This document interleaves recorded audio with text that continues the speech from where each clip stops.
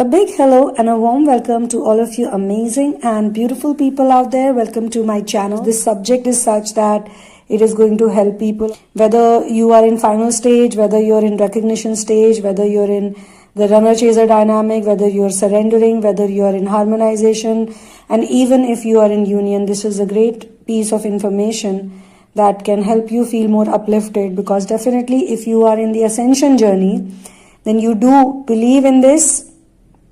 You do think that this could be true, but today's session is going to make it like a fixed thing for at least all of us. So let's get started and talk about two types of love that are seen on planet Earth. One is the love which we see, real love, or I call it one love. And Twinflame community is very much aware about it. They must have heard about it. This is the pure unconditional form of love. And then we have lust, which is normally seen in the karmic relationships or the karmic templates. You can have lust over anything. You can lust about anything. But mostly lust is seen in relation with, in the perspective to the bodily or bodily related things. So let's get started.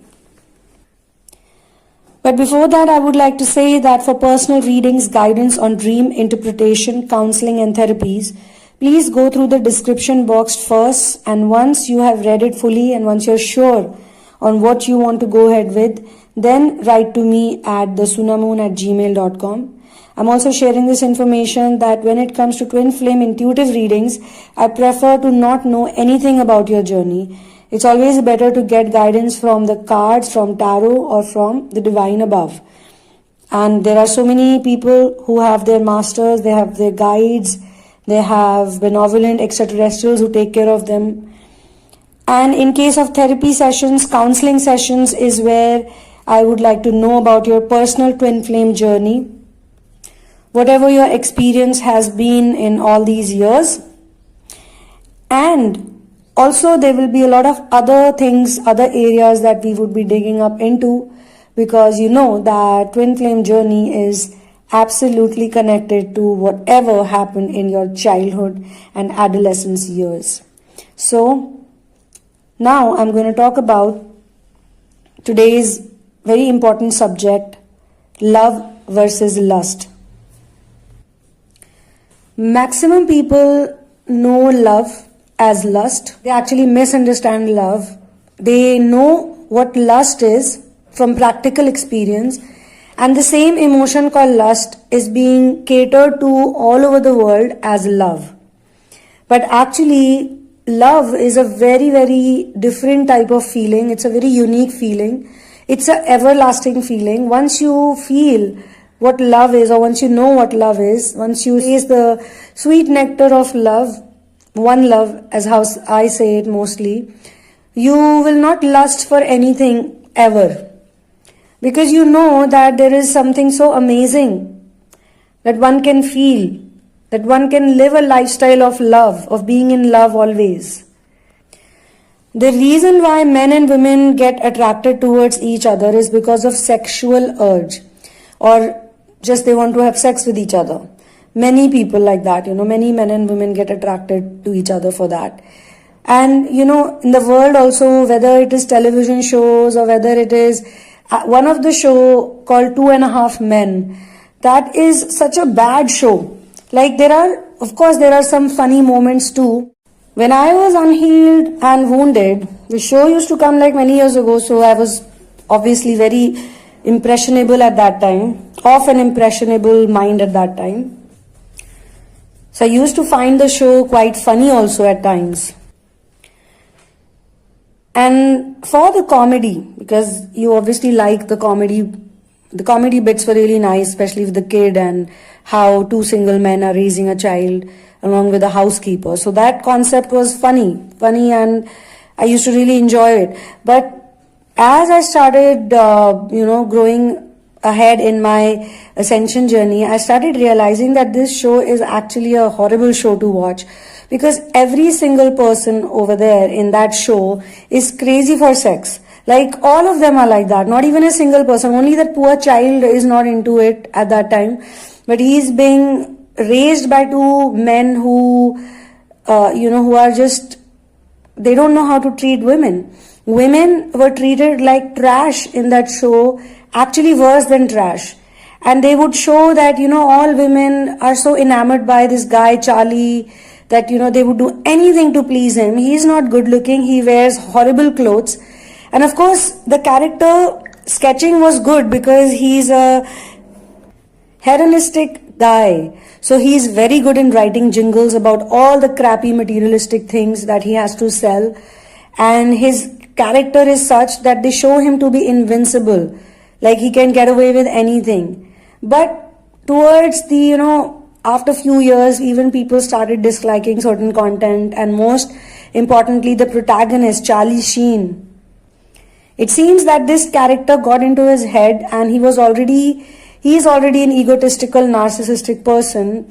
And most actors are narcissistic. It's not nothing new. I mean, they are. It's just that they don't know about it yet, and probably they won't get to know so easily unless something happens that moves them away from the base, their foundation of the ego. So later on, this actor who was playing this character, he got really hated on by people because the character that he was playing on screen, he started thinking that he is exactly that in real life as well. And there has been cases, or there have been people who have actually said that yes, he has been a sexual abuser in the past too. So imagine such people are getting roles to play like this. They are glorifying these characters who do not know what love is. They are far away from love. And even the romantic stories, like the next guy they brought into the show after Charlie's character died, was, you must be thinking, oh, he's a billionaire and he totally wants his wife. But as the show progresses, he's also doing the same things. Imagine his wife is sleeping with his best friend, and then he dumps him, and then he's still working with the best friend, and he's okay to, his ex-wife, he's okay to work with him. They understand each other, like it's fine. And then this lady keeps coming into his life as and when she wants. There are times when she says, I want to come back with you, and then they don't. I mean, it's just weird. And every time I watched an episode, every episode was all about lust. Everything to do with lust. Whether it's lust for money, like the characters, they don't have any shame, they don't have any self-respect. This guy who's a freeloader character, who's this Charlie Sheen's brother actually, who plays the brother, Alan Harper, he has been a freeloader ever since the show started. And even the son, even the little boy starts working elsewhere. He works in the army, but he does not. And they show him to be like a character you should love or you should like. And then there are all these, even the women, every single woman they show, they have written the character for. All women were like that, all of them. They were only and only about materialistic things. Even the housekeeper Berta at that age, I'm not saying that at a certain age you can't be in love or you can't be attracted to a man, but she also was constantly drooling over, Ashton Kutcher's character, and even she was always talking about the same thing around lust, and they're all drinking constantly. How is it possible that you drink so much every day, like you're drinking a bottle every day, literally, and you're absolutely healthy and you look nice and you look fine and you're able to wake up in the morning with no hangover, with nothing. So these people, in the name of comedy, in the name of content, they actually show people a lot of things which are clearly far, far away from love or reality or real thinking or pragmatic thinking or healthy living. They only show people how you should party, and if you party a lot, you're a really respectable person in the society, or how, the number of girlfriends or boyfriends you have is a great score to keep, and money is everything, lust is everything, sex is everything. There is no sanity in any relationship, and there's no sanity within the people, but it is packaged so well, like people watch it. Even I watched it, but I still wanted to share this over here because this subject and this channeling is such that we are talking about love over lust. And it's not just 2.5 Men is a show like that. There are many shows like that. And yes, some people might say, yeah, so what, the show is like that, so what, there are different types of shows. But my idea and the reason why I'm sharing this with you is that maximum content is like this. 90% content is like this. 10% people are making genuine content, or sharing something that can actually help others, or talk about real love. So real, and still imagine being on the ascension journey. It's so great that a lot of us actually get information. Information is given to us at crazy times. I still remember there were times when I used to be very down and low, and I would just make a prayer to God, like, please help me out, please, if someone is listening to me, I feel so bad. And 5 minutes later, I would just land up to a video, or I would probably see a hoarding, or I would read something somewhere, maybe a piece of paper, some way or the other. The right content would be sent to me, which would make me feel happy and uplifted, and I would be like, okay, fine, at least I'm doing the right thing, or at least I'm not the only one, or at least I'm supported and guided. So love can be sent to you in any way, shape or form. It's just that you need to become someone who can recognize it. In the twin flame journey also, initially the divine masculine and the divine feminine easily recognize each other, and they are flirting with each other, they are telling each other how much they love each other, they are complimenting each other, oh, you look so handsome, oh, you look so pretty. They have no qualms in doing anything. But when they get into testing and crisis, they pull back, they hold back the goodness or the love that they should give to their partners, because they are scared. And it's not that they are lusting or anything, but as I said, lust is not only sexual lust. Lust can be seen in many things. But for the divine feminine and masculine, it is a pattern that has been seen, that yes, lust also plays an important part in this journey, and the clearing of lust really changes everything. If you look at most of the products that are being sold in the market, they always use a woman's body, or if not that, then they use some kind of materialistic entrapment or bait, you would say. Like, if you want to be happy, you should have this car. If you want to be happy, you should have this house. If you want to be happy, you should wear these type of clothes. Or in order to get the right partner, to get the attention of the opposite sex, you must do this, you must do that. And one of the craziest example of this is the Axe deodorants advertisement, where a guy would put on Axe perfume or deodorant, and all women will jump on him like he is some kind of honey for honeybees, or some kind of flower for honeybees from which they can get the honey. So these things don't make any sense, but still we all watch these things. We know that everything that is being shown to us, it's absolutely fake. Absolutely pure fake. But we still go ahead with it because the illusion or the Maya is very strong on planet Earth. Especially when you have not ascended or you are still confused.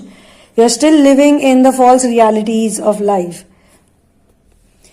There are clearly two meanings of this word lust as per the dictionary. Number one is strong sexual desire, and number two is a very strong desire to have or get something. Lust for power, lust for money, lust for fame. And this itself proves that lust is not only limited to sexual interaction. Lust is used for many things, because all those things, to get all those things, you need to have that kind of urge or that kind of feeling for it. In the ascension journey, the first and important thing that the divine masculine and the divine feminine learn is that they need to know the difference between real and fake. Once they know the difference between real and fake, it doesn't take much time to understand one thing for the divine feminine, that the masculine isn't going anywhere. He's always there. He's always going to be there for you. He's already played his part, because if he was not like the way he was, you would not have worked on your ascension. And every single person who has somehow reached the final stage and even hit surrender, if you have done 50% of surrender, you know what I'm talking about. And those of you who are in runner-chaser dynamic, you also practice surrender, but you don't know how to practice it permanently. So you fall into the runner-chaser dynamic, or the on and off dynamic, or the hot and cold dynamic. Once you know the truth is that he ain't going anywhere, and all the bodily relationships, all the karmic relationships are not real relationships, and that includes our biological relationships as well. And many a times we get very attached to the biological relationships also, or the birth relationships also. And it's only in the twin flame journey that you understand the difference between a healthy balance between loving your parents, or loving your children, or loving your partner, or loving everything or everyone else, but also remembering and realizing that your life on planet Earth is temporary, and you don't just have responsibility for all the 4 or 5 or 6 or 7, whatever number of people who are biologically connected to you, but you have more responsibility towards yourself, towards source, towards the reason why you're there. And most importantly, I'll tell you, the most important thing is that when you receive something via ascension, when you receive the real love, when you receive the unconditional love, when you receive the knowledge, the true knowledge, then you must share it with other people. You must uplift other people through whatever way you want to. It's totally up to you how you want to uplift people. You can uplift them through your words, or you can uplift them through, like meeting them personally. But actually, social service means to uplift others. That's it. There's no other way to do social service. You can do social service even when you're walking on the streets, even when you're talking to people, even when you're, generally, maybe you're in a taxi, you can do social service by being nice to that person, or, just uplifting those people. Like every time I know, whenever I go into a taxi, I always have a very good conversation, very enjoyable conversation with the people, and they help me and I help them. And I'm currently seeing, this pandemic has caused so much havoc on these poor people, especially taxi drivers, or those who are working on daily wages, who are going through so much effort. But at the same time, true love, or a sense of, a heightened sense of awareness, will also help you to be a badass. You'll kick anybody's ass who needs ass kicking. Like, in the same situation, say you're in a taxi and there's a taxi driver who's really misbehaving with you, or who's really, just trying to waste your time. You'll know how to give it to them in a very professional way. It's not like you'll start fighting with them, but you will. And there are cases when you might have to fight with people, you might have to argue with people. After you are in the ascension journey, you will become a person who won't care at all how people perceive you, especially if you are doing the right thing. And I mean the true thing, the best thing in any given situation. And that's why, a lot of teachers and a lot of masters, when they get angry, they can, with their voice and with their words, they can shake the mightiest of the grounds, because they know how to treat people in the way they are supposed to be dealt with. You can't always be sweet, you can't always be nice, you can't always be like lovey-dovey to people. In many cases, love also means to put up a strict face, or a straight face, or ask for certain things, or demand for certain things. You may not even need them technically, but all this you will learn during the ascension journey. And I'll tell you example of divine masculine and divine feminine over here. Say, for example, the divine masculine comes back to the divine feminine and says, sorry, I love you, this and that. If she's truly ascended, she's not going to go crazy with that. She's going to be very normal with it, and she'll be like, okay, so what made you come to me? She's not going to be, when you're in the runner-chaser dynamic, mostly when the masculine comes back, the feminine also feels like this, oh, he's here. And then they're back into doing whatever they were doing. It will be happy times for a few days or few weeks, and then back to the square one. Why? Because she has still not ascended, or she has still not surrendered. If there is a fear in her, then she would be like, let me accept him back, otherwise he might go again. Or let me just forgive him. Maybe he has changed. Maybe he has learned something. But a genuine ascended divine feminine will be very, very straight and very, very to the business. Okay, so what made you come back? What exactly happened that you want to talk to me? She's not going to scare him off also, but the balance. Why? Because love is something that cannot go anywhere. Even if she's questioning him, or even if she, he freaks out on the way she interrogates him, he won't run away still. He might just be a little scared of her, but he won't want to run away again, because she is in her full power. And when you are in your full power, even if you say you scare him, or even if you scold him, I'm just giving an example, you don't have to scold everyone, just don't start scolding people around you. I mean to say, when it is required, when it's needed, you'll just automatically know it. So even now, a lot of divine feminines have told me that it's all my fault, he's never going to forgive me, he's never coming back to me. Even if I tell them that he will come back to you, just have some patience. Oh, how much patience should I have? I've already been waiting for so long. But you are waiting for so long because you're impatient. The day you have patience, you have developed real patience, you won't have to wait at all, because patient people never actually wait for anyone or anything. The divine masculine also learns about real love, or the difference between love and lust. When he sees that the karmic relationships or the karmic templates that he was so enamored with, or he thought that it will give him some freedom or some peace or some real love, because he's also a sucker for love as much as you are. He only also wants true love, and the reason he goes away from divine feminine is because he feels that she is not the person who's going to love him for real. Now you might think that it's absurd on his part because you did everything, but please remember that there is something called misunderstandings, there's something called confusions, and people get confused when they are not clear. Even if you today think about a certain thing that happened between you and your divine masculine 2 years back or 3 years back or 5 years back, you're gonna today think about it completely differently after you have done certain amount of inner work. A lot of people who have so much anger for the divine masculine or for the twin flame, their anger goes away. Their anger gets transmutated into love. How? Because either they go through therapy, or they find out somehow that the right way of love is not this. Now, a lot of people do not necessarily involve into some kind of sexual behavior. They think that, it would be wrong to involve in sexual behavior. But understand, when it's true love, you don't think about such things at all, right?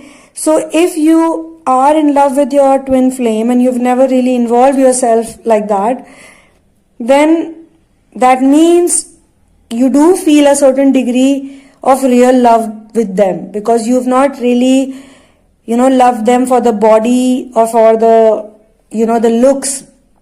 Though, yes, you are attracted towards them, but it is not a physical attraction, it is a soul attraction, it is a familiarity attraction. Like how when you know someone, or you feel you know someone, you look at them and you go like, have I seen you somewhere? Do I know you from somewhere? Or your face is so familiar. We all have made these statements to someone or the other. And even if they say, no, I don't think so, we still get confused, like, maybe I'm wrong, but still, you look so familiar. So clearly, this particular lesson is a very, very important lesson for both divine masculine and divine feminine. And whosoever learns it first. Say, for example, the DM had learned certain lessons about this fact called true love, or this phenomenon called love, one love. And when he met the feminine, he did not accept her, he rejected her. Now, it might have hurt you and your self-respect a lot, so you decided to do your ascension work. But he didn't actually do the completely wrong thing also, because yes, you did need healing. You do need healing for all the wounds even now, right?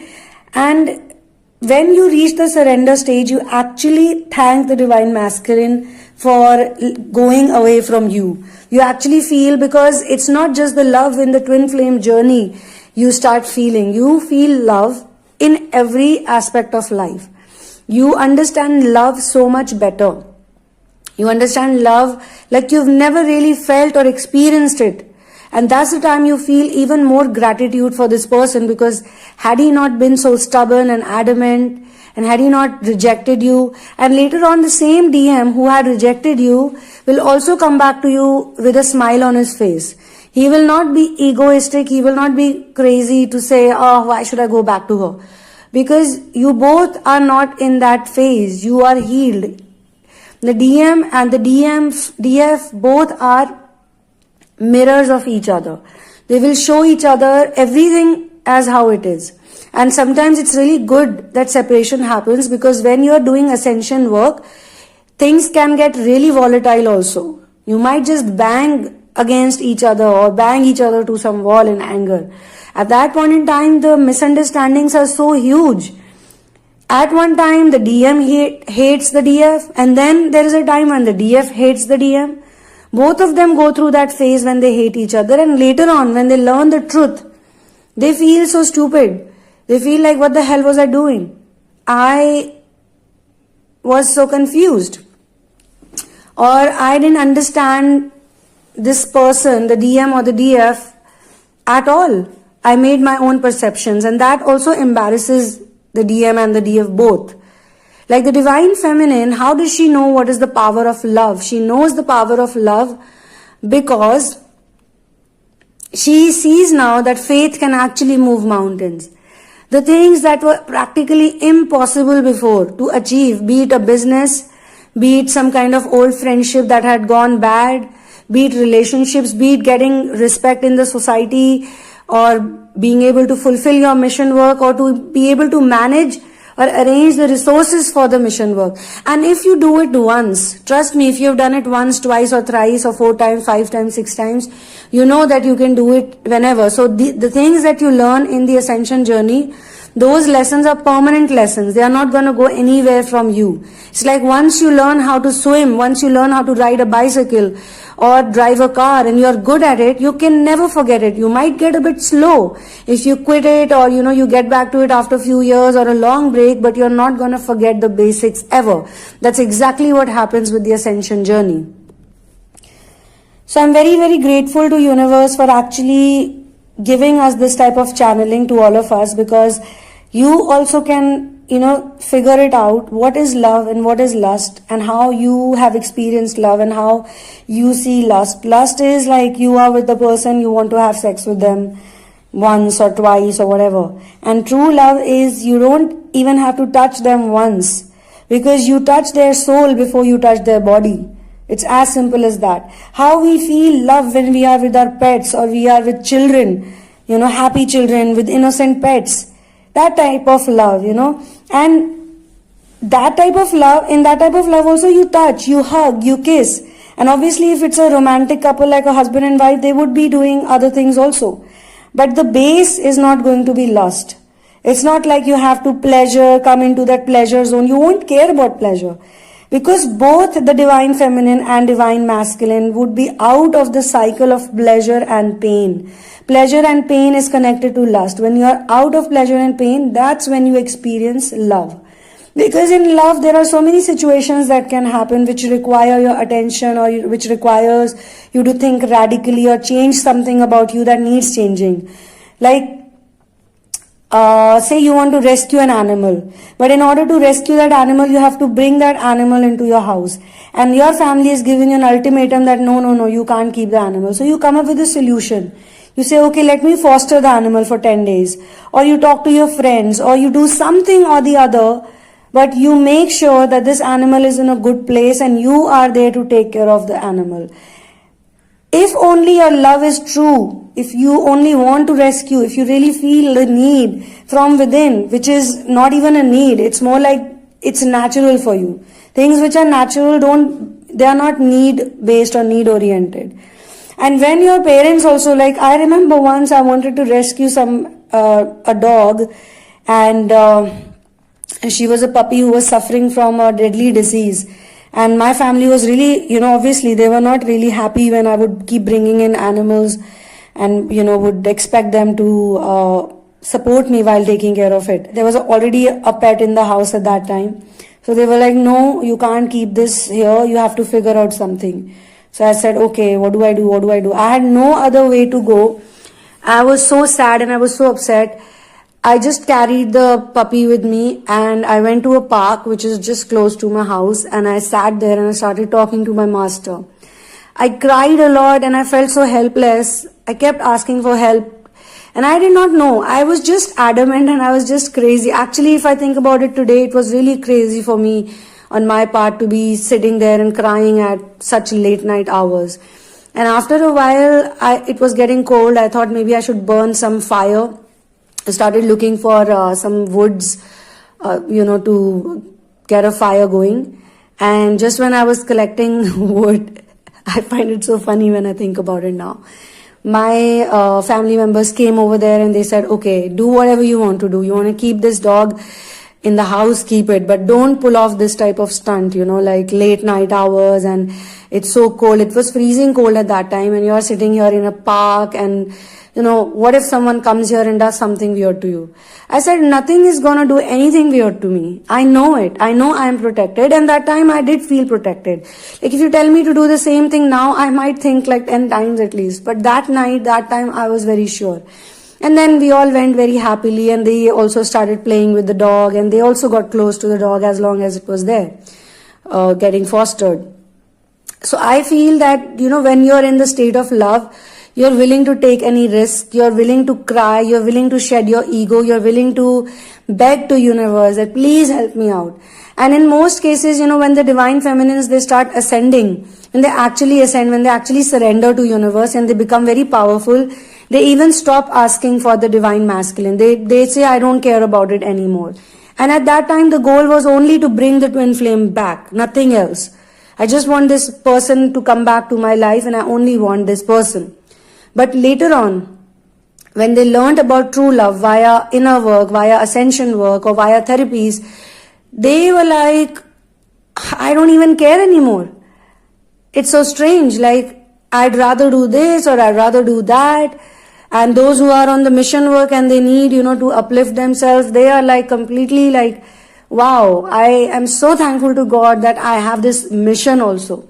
And I recommend mission work to everyone. Why? Because I know I've been there, done that. The mission work gives you so much power. It just transforms you into another person altogether. So, you don't care about taking risks. You're not scared anymore. You don't feel fear because you are with source. You have had so many validations by then, so many confirmations by then that universe is watching out for you. They have your back, they support you, they are with you, they fulfill your wishes and they help you out. And if they can't help you out, if you feel that no one has helped me out on this matter, they are trying to tell you, be patient, do your inner work, continue your inner work, focus on other things, and this will be done when it is meant to be done. So you get very relieved and relaxed after that.